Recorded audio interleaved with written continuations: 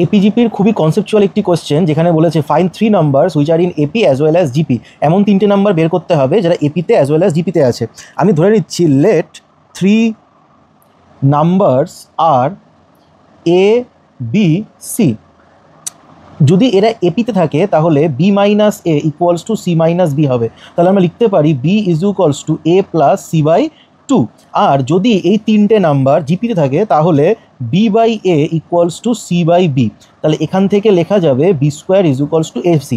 এখান থেকে আমরা বি এর ভ্যালুটা যদি পুট করে দিই তাহলে A plus C by 2 whole square equals to AC হবে। তাহলে A square plus 2ac plus C square minus 4ac equals to 0। তাহলে আমরা লিখতে পারবো A minus C whole square equals to 0। তাহলে আমরা বলতে পারবো যে এ ইকুয়ালস টু সি। তাহলে এটাকে আমরা এই 1 নম্বর ইকুয়েশনে যদি পুট করে দিই তাহলে আমরা বলতে পারবো যে B is equals to C.